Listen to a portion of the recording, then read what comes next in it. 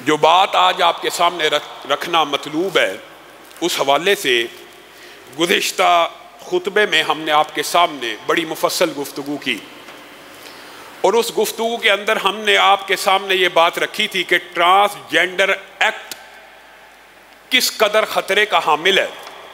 میرے بھائیوں، یہ بات تو ثابت ہو گئی کہ ٹرانسجینڈر ایکٹ خطرے کا ایک الارم ہے، لیکن آپ نے موجودہ صورتحال سیاسی کا بھی جائزہ لینا ہے۔ ایک طرف عوام سیلاب میں مر رہی ہے،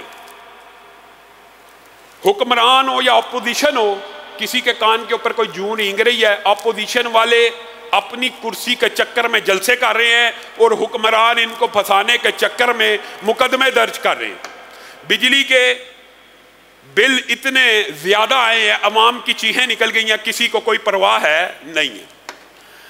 حکومت اور اپوزیشن ایک ہی دھندے کے اندر مصروف ہے، ایک دوسرے کو نیچا دکھانے میں۔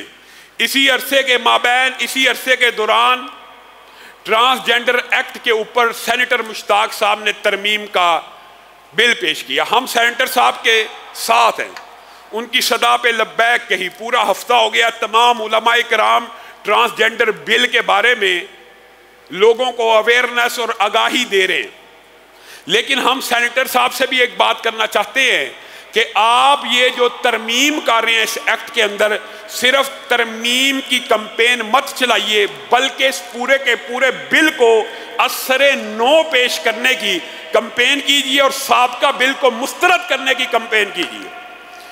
اس حوالے سے اللہ کے فضل و کرم سے جو بات میں آپ کے سامنے رکھتا ہوں اور کہتا ہوں، وہ بات کس قدر سچی اور درست ہے آپ خود اندازہ لگا لیجئے۔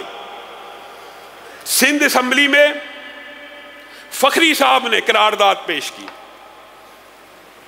کے پی کے میں نعیمہ کشور نے قرارداد پیش کی، پنجاب سے یہ اعزاز اگر حاصل ہوا تو معاویہ اعظم طارق کو حاصل ہوا جس نے یہ قرارداد پیش کی 3 اسمبلیوں میں۔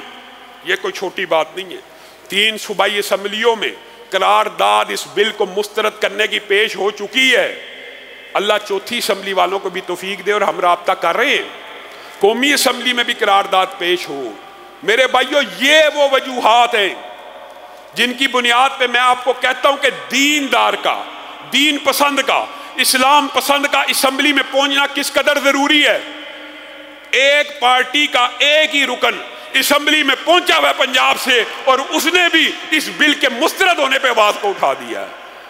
اگر ایک بھی نہ ہوتا تو P T I, People Party, Muslim League نون تو اس بل کے تینوں سہولت کار ہیں۔ ایاز صادق نے فٹافٹ گنتی کروائی تھی کہ جلدی جلدی پیش ہو جائے۔ شیری مزاری سپوکس پرسن ہے اس بل کی، سپوکس پرسن، نمائندہ ہے اس بل کے بارے میں لوگوں کو متفق کرنے کے حوالے سے، اور پیش کرنے والا کون ہے؟ نوید قمر، ماشاءاللہ، جنہوں نے سیکولر پارٹیوں کو ووٹ دیا ہے۔ کیا آج وہ اس جرم میں گناہگار ہیں کہ نہیں؟ ایمانداری سے اپنے ضمیروں کو ٹٹولنا۔ تینوں پارٹیاں اس بل کے پیش کرنے میں، منظور کروانے میں ایک ہیں، اور آپ نے ووٹ کس کو دیا؟ ان تینوں میں سے ایک کو دیا ہے۔ اسلامی جماعتوں کو تو آپ ووٹ دیتے نہیں، دین پسندوں کو تو ووٹ دیتے نہیں، دین پسندوں کو تو نہ ووٹ۔ پنجاب کے لوگوں نے عجیب و غریب فلسفہ بنایا ہوا ہے، ممبر کے اوپر نیک آدمی ہو، ممبر رسول کا وارث، متقی ہو، کرپشن سے پاک ہو، لیکن تخت رسول کا وارث چور ہو، لٹیرا ہو، فراڈیا ہو، وڈیرا ہو۔ یہ عجیب کنسپٹ ہے۔ کیا رسول اللہ کی جو اسلامی ریاست ہے، کیا اس میں رسول اللہ صرف مسجد کے امام ہیں، ریاست کے امام نہیں ہیں؟ مسجد کا وارث رسول اللہ نے بنایا تو ابو بکر کو بنایا، صرف مسجد کا بنایا کہ ریاست اور خلافت کا بھی بنایا؟ بتائیے۔ عمر ریاست و خلافت کے امام بنے، مصلی کے بھی بنے، لیکن آج آپ کو یہ سمجھایا گیا مصلی کا امام ریاست کا امام نہیں بننا چاہیے، بلکہ اس سے بھی بڑی بات ہے، آپ کو یہ سمجھا دیا گیا۔ کیسا مغالطہ، کیسی سوچ آپ کے دماغ میں ڈالی گئی؟ جی مولوی ممبر کے اوپر سیاست کی بات نہ کرے، مولوی ممبر رسول کے اوپر سیاست رسول کی بات نہ کرے، تو کون کرے؟ چور کرے، چور چور۔ لٹیرا کرے، وڈیرا کرے۔ آپ کو یہ سبق پڑھا دیا گیا کہ ممبر کے اوپر سیاست نہیں ہو سکتی، سیاست چوروں کا کام ہے۔ جب آپ کو یہ سمجھ یہ آئی ہے، جب آپ نے سبق ہی الٹا پڑھ لیا ہے، آپ کا کیا قصور ہے؟ آپ نے تو یہی کہنا ہے کہ مولوی صاحب ممبر کے اوپر سیاسی باتیں کیوں کرتے ہیں؟ رسول اللہ صلی اللہ علیہ وسلم نے فرمایا کہ بنو اسرائیل کے انبیاء جب دنیا سے چلے جاتے تھے تو ان کے وارث سیاسی قائدین، سیاست کا لفظ ہے سیاست کا حدیث میں، کون ہوتے تھے؟ بنی اسرائیل کے دوسرے نبی۔ ایک نبی جاتا دوسرا آ جاتا، وہ سیاست کا وارث بھی ہوتا تھا۔ اور یہ بات سمجھانے کے بعد رسول اللہ نے امت کو یہ بات سمجھائی جو آپ بھول چکے ہیں، میرے بعد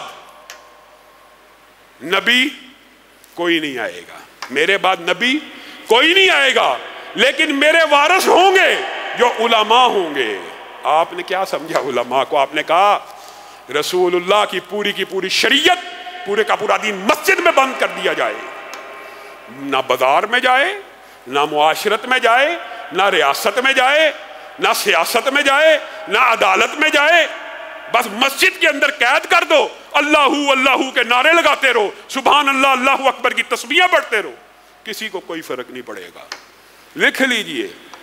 اس لیے ایک تو بات آئی ہے ضمنی طور پہ تو یہ بھی کر دی، دوسری آپ کو اس بات کی طرف بھی آپ کی توجہ مبذول کروانی ہے کہ آپ لوگوں نے سیلاب زدگان کی مدد نہیں چھوڑنی۔ جو حالات ہیں، جو ہماری ٹیمیں سندھ کے اندرون سندھ میں اللہ کے فضل و کرم سے کروڑوں روپے کے قریب آپ نے امداد دی ہے، جو سندھ کے دور دراز علاقے اور کے پی کے علاقوں میں جاری ہے، لیکن جو صورتحال ہے وہ یہ ہے کہ ابتدائی امداد تو چلو کھانا پینا فاقہ کشی سے بچانا تھا، لیکن حالات اتنے برے ہیں، گھر تباہ ہو چکے ہیں، بسترے نہیں ہیں، کپڑے نہیں ہیں۔ آپ نے یہ کمپین بھی مستقل چلاتے رہنا ہے تاکہ ہم اپنے مظلوم بھائیوں کی اس حوالے سے بھی مدد کرتے چلے جائیں۔ ہر بندے نے حصہ بقدر جثہ اپنے مسلمان بھائیوں کی امداد کرنی ہے، اور یہ کوئی احسان ان کے اوپر بھی نہیں ہے، اس کا بدلہ آپ نے کس سے لینا ہے؟ اللہ رب العزت سے لینا ہے۔ اللہ رب العزت جو کہا گیا، جو سنا گیا، اس کو سمجھنے کی توفیق عنایت فرمائے۔ سبحان ربک رب العزت عما یصفون۔